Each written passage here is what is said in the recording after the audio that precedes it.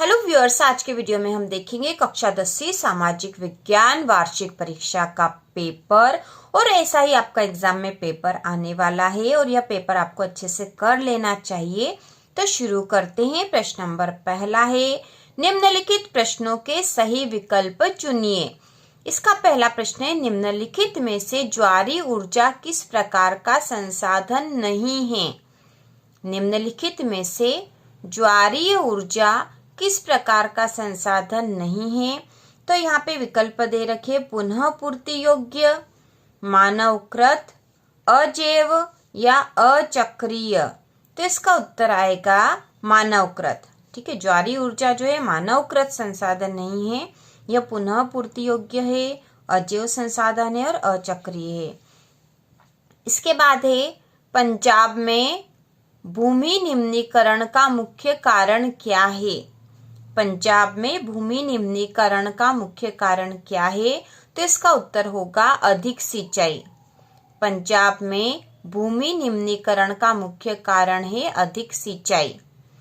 इसके बाद अगला प्रश्न है, राष्ट्रवाद को चित्रों के माध्यम से दर्शाने वाला फ्रांसीसी कलाकार है।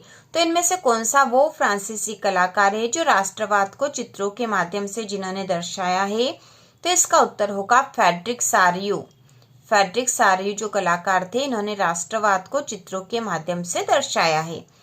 इसके बाद जो अगला प्रश्न है, स्वतंत्रता आंदोलन के दौरान वीर सेनानी भगत सिंह ने कौन सा प्रसिद्ध नारा दिया था? स्वतंत्रता आंदोलन के दौरान वीर सेनानी भगत सिंह ने कौन सा प्रसिद्ध नारा दिया था? तो इसका उत्तर होगा इंकलाब जिंदाबाद। ये नारा दिया था भगत सिंह ने। इसके बाद अगला प्रश्न है, इनमें से लोकमत के मार्ग में बाधा है।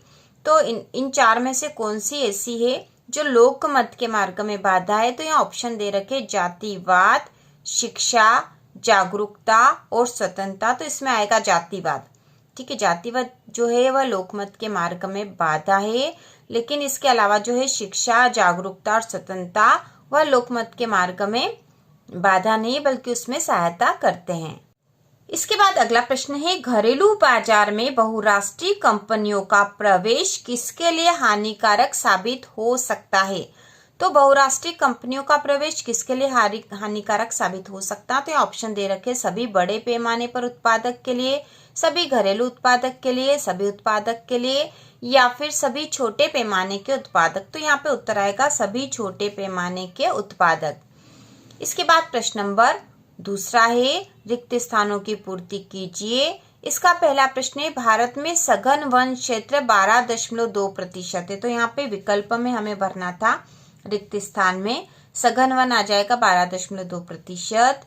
इसके बाद जो दूसरा है, जिला मार्ग की सड़कों का निर्माण व रखरखाव द्वारा किया जाता है। तो जिला मार्ग की सड़कों का निर्माण और रखरखाव जिला परिषद द्वारा किया जाता है। ठीक है, तो यहाँ आएगा जिला परिषद। जिला मार्ग की सड़कों का निर्माण व रखरखाव जिला परिषद द्वारा किया जाता है। इसके बाद अगला जो रिक्त स्थान है, पूर्ण स्वतंत्रता का प्रस्ताव में पारित हुआ। तो यहाँ पे आएगा सन 1929 में। ठीक है, सन 1929 में पारित हुआ। अगला है, छपाई के लिए कंपोज करने वाला कहलाता है। तो छपाई के लिए कंपोज करने वाला कहलाता कंपोजिंग स्टिक या फिर कंपोजर। ठीक है, कंपोजर भी कहते हैं या फिर कंपोजिंग स्टिक। इसके बाद अगला है, भारत की वर्तमान पंचायती राज व्यवस्था संवैधानिक संशोधन पर आधारित है। तो यहाँ पे आएगा 74वां संवैधानिक संशोधन। ठीक है, भारत की वर्तमान पंचायती राज व्यवस्था 74वां संवैधानिक संशोधन पर आधारित है। इसके बाद है, 2011 की जनगणना अनुसार महिला साक्षरता दर प्रतिशत है। तो महिला साक्षरता दर है 65.46%। महिला साक्षरता दर है 65.46%। अगला है, ISI का सुरक्षा चिन्ह है। तो ISI जो है औद्योगिक उत्पादों का सुरक्षा चिन्ह है। ISI औद्योगिक उत्पादों का सुरक्षा चिन्ह है। इसके बाद अगला प्रश्न नंबर तीसरा है, निम्नलिखित की सही जोड़ी बनाइए। इसमें जोड़ी में खंड क और ख पहले देख लेते। खंड क में है स्टेपलर, फूलर, सिहली समुदाय, फेडेकोर संगठन, अलोकतांत्रिक देश और सूती वस्त्र उद्योग का केंद्र। अगले खंड ख में है श्रीलंका, उनको चाटने वाला, चीन, अहमदाबाद, बोलीविया, चुन्नटों से कपड़े समेटने वाला। तो इसकी जोड़ी बनाएंगे हम। सबसे पहले स्टेपलर जो है यह उनको छाटने वाला होता है। इसके बाद है फूलर, तो फूलर जो है चुन्नटों से कपड़े समेटने वाला कहलाता है। फिर सिहली समुदाय यह श्रीलंका में है।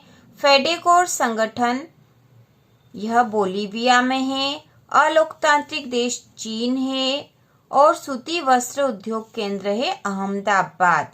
तो इस प्रकार से जोड़ी बनेगी। इसके बाद अगला प्रश्न नंबर 4 है निम्नलिखित प्रश्नों के उत्तर एक शब्द या एक वाक्य में लिखिए। इसमें पहला, मरुस्थली मृदा का रंग कैसा होता है? मरुस्थली मृदा का रंग कैसा होता है? तो इसका उत्तर होगा लाल और भूरा। मरुस्थली मृदा का रंग लाल और भूरा होता है। अगला है सिंहों का प्राकृतिक आवास स्थल कहाँ है?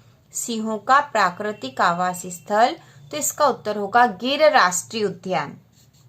गिर राष्ट्रीय उद्यान जो है वह सिंहों का प्राकृतिक आवास स्थल है। अगला है जाल वेराइन क्या था?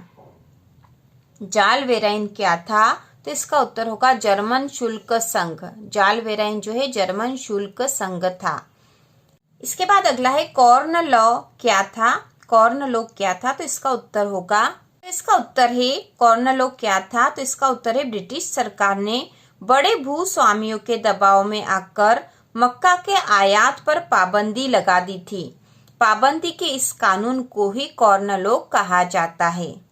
ब्रिटिश सरकार ने बड़े भूस्वामियों के दबाव में आकर मक्का के आयात पर पाबंदी लगा दी थी। पाबंदी के इस कानून को ही कॉर्न लॉ कहा जाता है। तो यहाँ कॉर्न मतलब मक्का है और लॉ मतलब कानून है। मक्का कानून मतलब मक्का के आयात पर सरकार ने पाबंदी लगा दी थी, ब्रिटिश सरकार ने, इसी को कॉर्न लॉ कहा जाता है। इसके बाद अगला है शपथ पत्र से क्या आशय है? तो शपथ पत्र जो होता है किसी व्यक्ति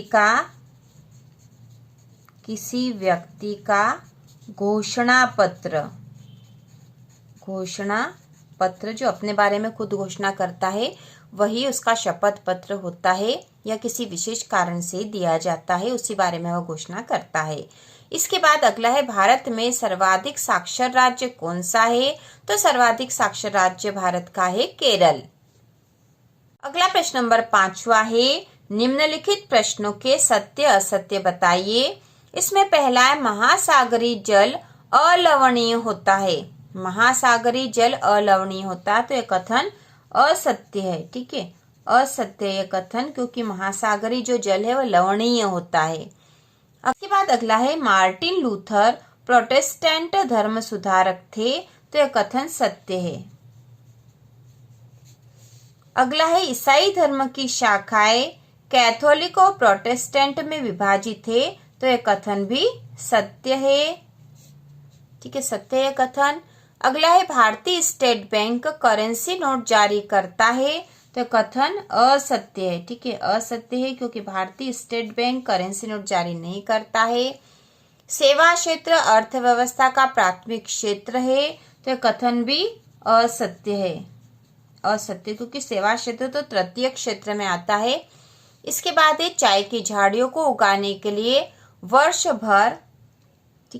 भर कोष्ण नम और पाला रहित जलवायु की आवश्यकता पड़ती है, तो यह कथन सत्य है। इसके बाद हम बाकी के प्रश्नों को देख लेते हैं। तो यहाँ पे है प्रश्न नंबर 6, संसाधनों के अति दोहन से उत्पन्न कोई दो समस्याएं लिखिए। इसके अथवा में है एजेंडा 21 क्या है।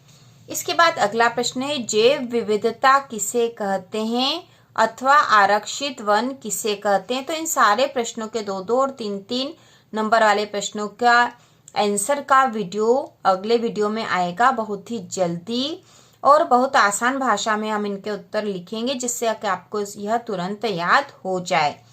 अगला है जूट को सुनहरा रेशा क्यों कहा जाता है अथवा रबी एवं खरीफ की फसलों में कोई दो अंतर लिखिए। अगला प्रश्न नंबर 9 है औद्योगिक क्रांति से क्या आशय है अथवा जॉबर मजदूरों पर किस तरह नियंत्रण रखने लगे। इसके बाद है पंचांग किसे कहते हैं अथवा गेली से क्या अभिप्राय है। इसके बाद है एफ्रो अमेरिकी से क्या आशय है अथवा अश्वेत शक्ति आंदोलन क्या था। प्रश्न नंबर 12 है तानाशाही सरकार की संक्षिप्त व्याख्या कीजिए अथवा लोकतंत्र की 2 विशेषताएं लिखिए। इसके बाद अगला प्रश्न है मुद्रा को विनिमय के माध्यम के रूप में क्यों स्वीकार किया जाता है अथवा वस्तु विनिमय प्रणाली से क्या आशय है। इसके बाद है विदेशी व्यापार को परिभाषित कीजिए अथवा वैश्वीकरण के 2 दुष्परिणाम लिखिए। इसके बाद अगला प्रश्न है उपभोक्ता जागरूकता से क्या अभिप्राय है अथवा उपभोक्ता शोषण से बचने के 2 उपाय लिखिए। इसके बाद अगला प्रश्न है खनिजों के संरक्षण की आवश्यकता क्यों होती है अथवा धात्विक और अधात्विक खनिजों में अंतर स्पष्ट कीजिए। इसके बाद जो 3 नंबर का प्रश्न है औद्योगिक अवस्थिति को प्रभावित करने वाले 3 मानवीय कारक लिखिए अथवा राष्ट्रीय अर्थव्यवस्था में उद्योगों का योगदान लिखिए। अगला प्रश्न है ईस्ट इंडिया कंपनी ने भारत में बुनकरों पर निगरानी रखने के लिए गुमाश्तों को क्यों नियुक्त किया। इसके अथवा में है सूरत बंदरगाह 18वीं सदी के अंत तक हाशिए पर पहुंच गया था, स्पष्ट कीजिए।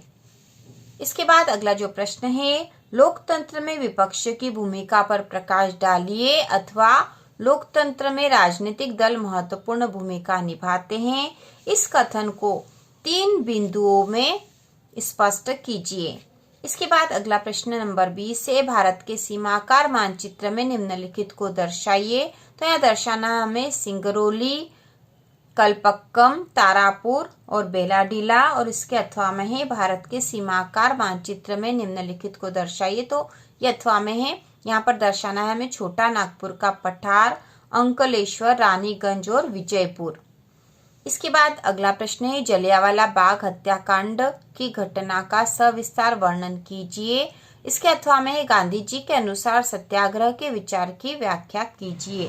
तो इस प्रकार से हमने कक्षा 10वीं सामाजिक विज्ञान विषय के यह पेपर देख लिया है और ये सारे ही प्रश्न आपको तैयार कर लेने हैं। इसके साथ ही इन प्रश्नों के उत्तर के साथ वीडियो जल्द ही आने वाला है। इसके अलावा भी आपको सामाजिक विज्ञान में यदि कोई भी वीडियो देखना है या किसी भी तरह की कोई दिक्कत हो रही तो आप कमेंट करके पूछ सकते हो। तो इसी प्रकार के और वीडियो देखने के लिए चैनल को सब्सक्राइब कीजिए।